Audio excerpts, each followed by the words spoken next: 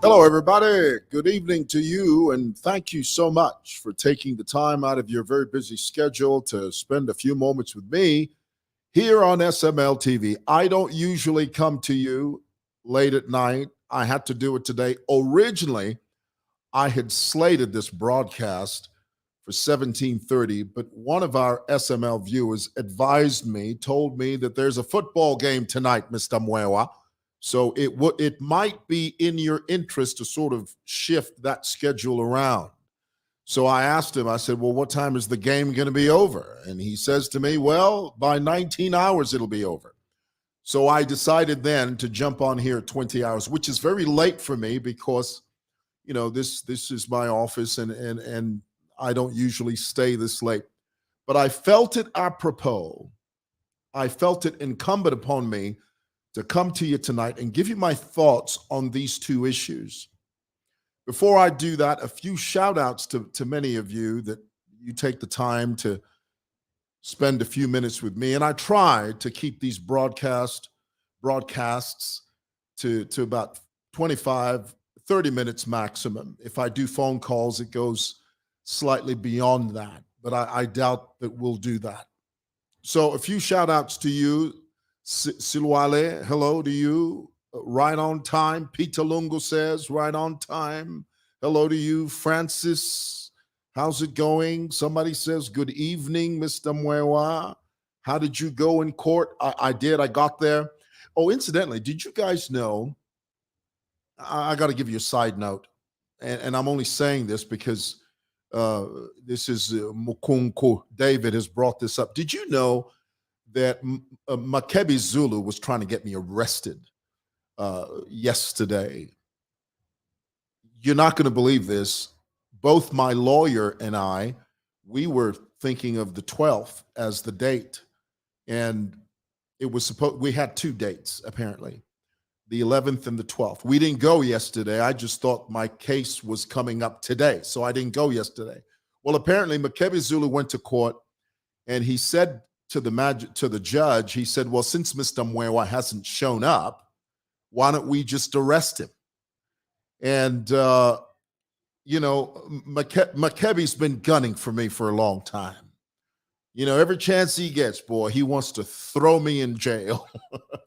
Thankfully, the judge said, well, you know, because this case is going to be reallocated, because this case is going to be reassigned, I'm not going to grant you the warrant of arrest. But I understand Makebi Zulu was trying to do everything within his power to get me arrested yesterday.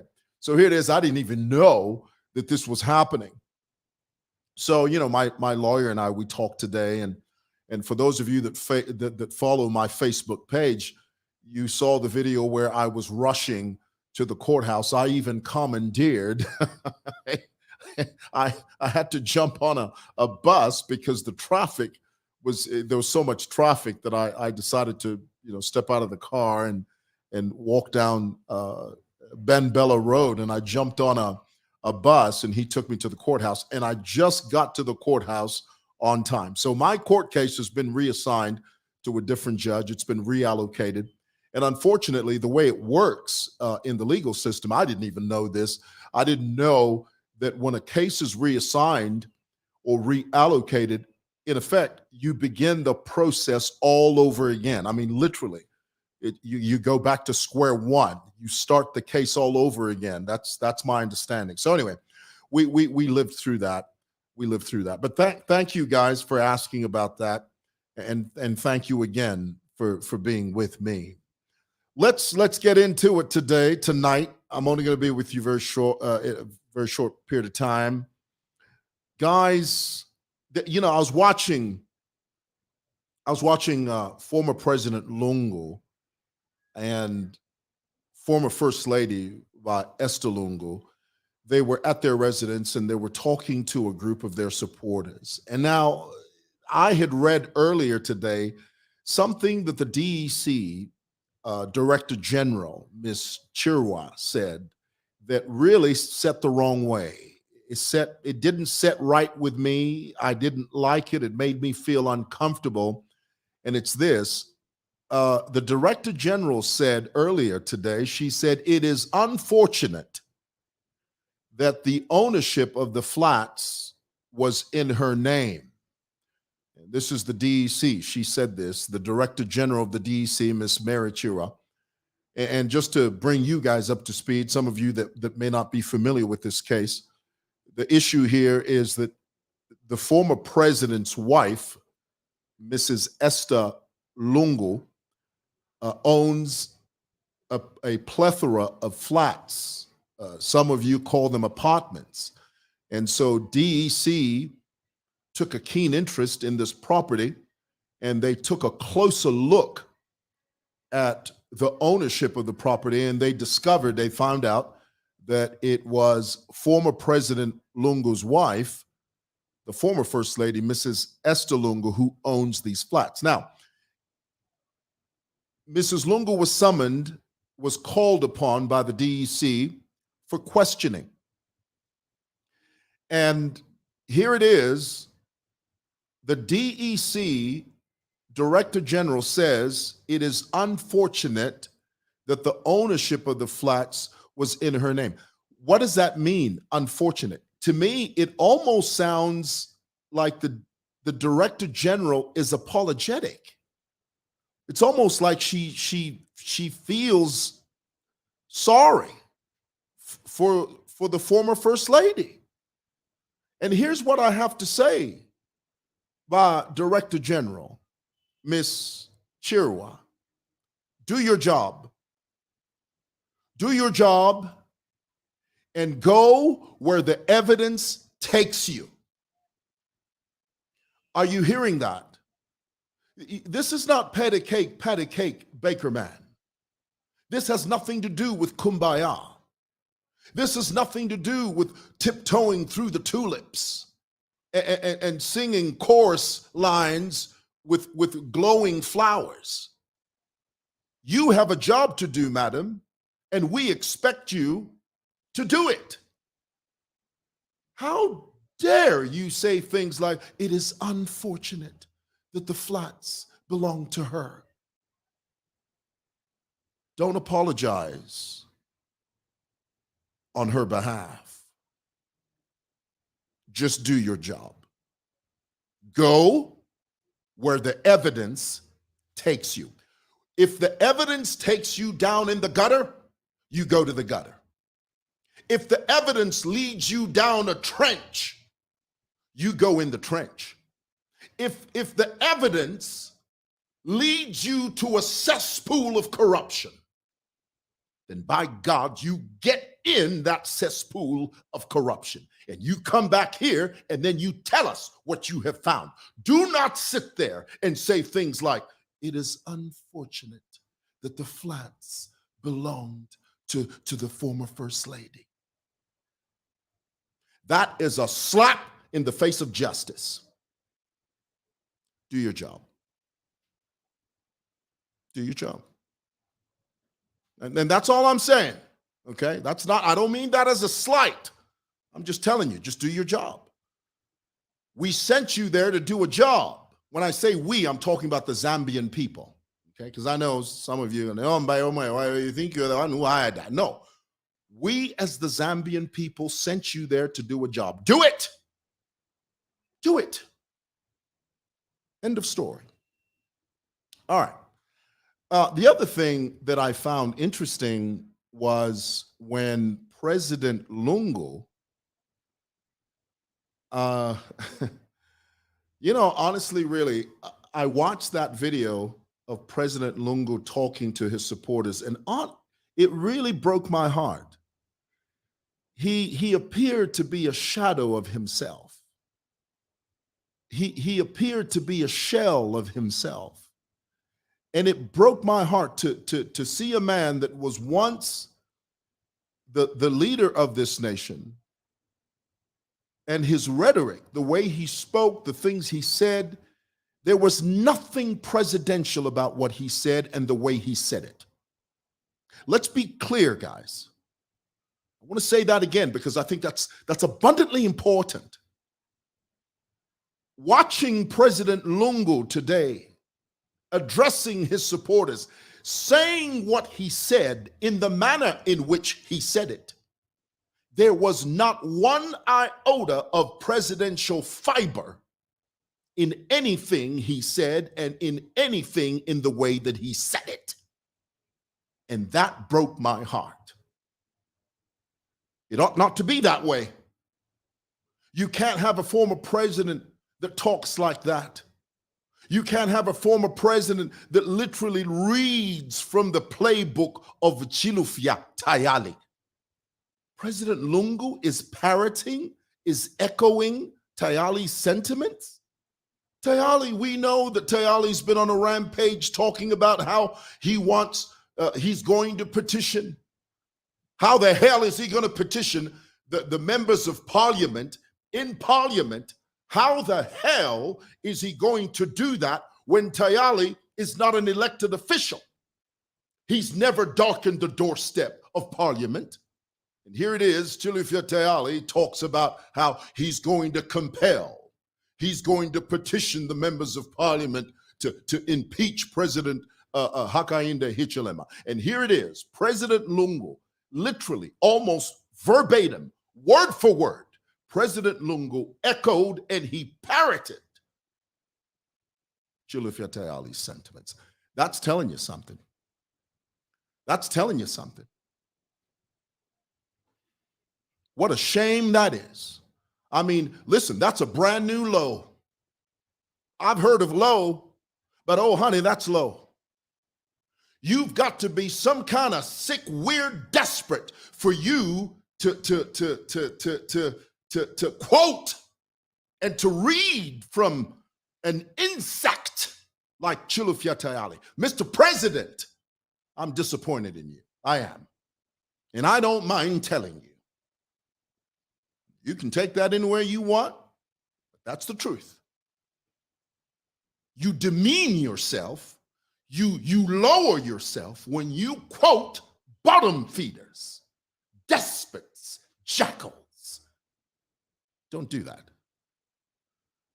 You're a former head of state.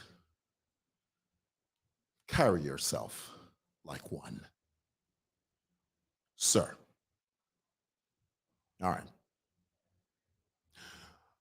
You know, the other thing President Lungu said that really chaps my hide is, and this is a quote here, President Lungu says, Boris Johnson lied his way to 10 Downing Street. Well, that's simply not true. I mean, that's falsehood right there. Boris Johnson was an elected official. He was a duly elected Prime Minister of Great Britain. He was. He didn't lie his way to number 10 Downing Street. Now, for context, let me just explain to you guys. Number 10 Downing Street is the official residence and executive office of the Prime Minister. Okay, just so that some of you may not know that. For those of you that do not know that, That's what number 10 Downing Street is. That is where the Prime Minister of Great Britain lives, and he has his executive office there. President Lungu implied that Boris Johnson lied his way to number 10 Downing Street. In other words, President Lungu says Boris Johnson lied to the British people for him to be elected. That's not true. What Boris Johnson did was in 2020 and 2021, he lied after being elected, after having served, while serving, sorry, let me say it correctly, while serving as Prime Minister in 2020 and 2021, Boris Johnson was asked if they threw parties, celebrations during the COVID pandemic. He said there were no parties. He lied about that. And because he lied, he lied about throwing parties when he actually did throw parties. He lied about that. And because he lied about that, the British people said, no, we cannot, we're not confident in you. And so they compelled him. A number of his ministers from his cabinet, they resigned, which ultimately compelled Boris Johnson to resign as well. That's what's accurate. That is what is factual.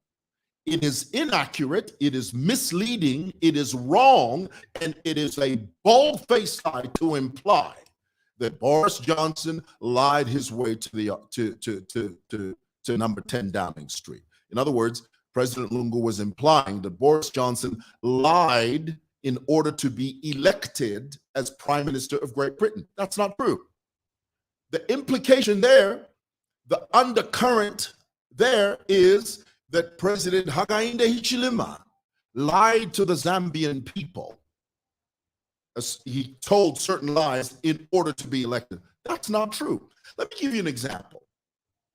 Let's say, for instance, you're sick, okay? You're not well, and you need an operation. And the doctor says to you in the examination room, the doctor says to you, you've got a certain ailment, and I'm going to go in there. I'm going to perform surgery. We're going to take the tumor out. And this operation is going to be successful. It's going to be successful. So you believe what the doctor is saying to you. So the doctor goes in there, he opens you up, okay, very intrusive surgery. In the process, you experience pain, you experience discomfort. He removes the tumor, but you're very uncomfortable, you're hurt, you're in pain. Now, when you wake up, do you say to the doctor, "Doctor, you lied. You told me that this surgery was going to be successful. You told me that this surgery was going to be fantastic." Did the doctor lie? Is that lying? It's not lying. It is not lying. And guys, if you get caught up in this propaganda of, no, he lied, body fulaya. Guys, there's so many positives that are happening right now in this administration. And I tell you what, in fact, let me quote something that President Lungu himself said during the campaign. I was there at Mulungushi Conference Center. I was one of the media houses that was hired by the PF. Yes, they hired me. And honey, they paid me. Yes. You can stick that in your pipe and smoke it. For those of you that constantly ride this horse, no, Mwewa, we saw you at the PF rallies. Do you ever ask Diamond TV? Because Diamond TV, they were there. Mwebantu was there. Cross Media was there. Do you ever say to Diamond TV, you are PF? No, they're hired to do a job. And as much as you don't like it, for some of you, as much as it chaps your hide, as much as it boils your blood, as much as it ruffles your feathers, Simon Mwewa Lane is an online television station. It may not be as big as yours, because I know some of you in the comments, But when you think SMLTV is a station, yes, it is. It may not be as big as yours, but it is. And PF paid me just like UPND paid me to cover their events. I was there when PF was doing their rallies and the registration process at Mulungushi. And I'll never forget President Lungu saying something. And out of all the things that President Lungu has said, and he said many things, but out of all the things he said, I remember this one thing he said, and it has always been etched in the recesses of my cerebellum. It has always been etched in the recesses of my spirit. I'll never forget it. President Lungu said, and I quote, "Development is not a destination. Development has no destination. You will never have one single solitary leader that will do everything during his tenure." President Lungu did his part. He played his role. He did some things. When his tenure was up, he passed the baton on to someone else. In this case, he passed the baton. He passed the relay stick.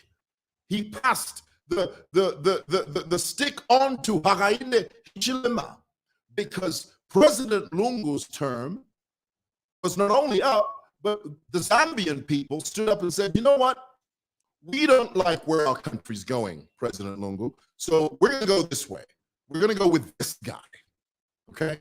So the Zambian people overwhelmingly elected Hakainde Hichilema. Now, Hakainde Hichilema is going to do his part. He's going to play his part. During his tenure, whether that be 5 years or 10 years, he will do his part. When he's done with his tenure, his term of office, guess what happens? You're not going to believe this. You are not going to believe. I'm going to tell you something. It's going to knock you off your feet. When he's done, guess what? He's going to pass it on to someone else.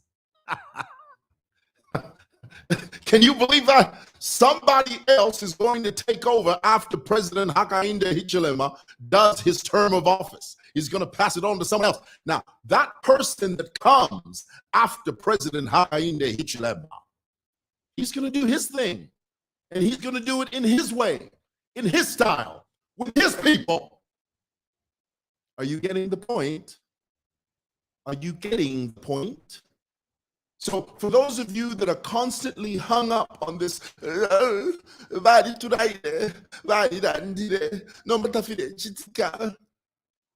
get hold of yourself.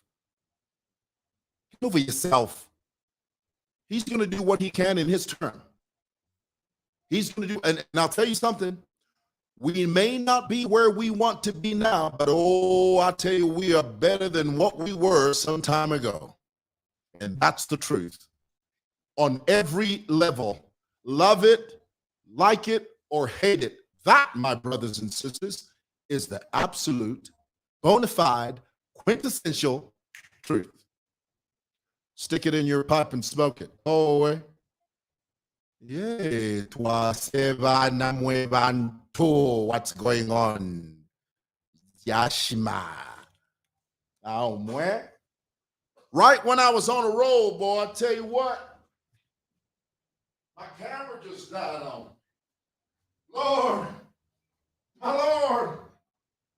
Goodness gracious alive. Boy, I tell you what. Yeah. Okay. That's pretty much what I wanted to say to you guys. Thank you so much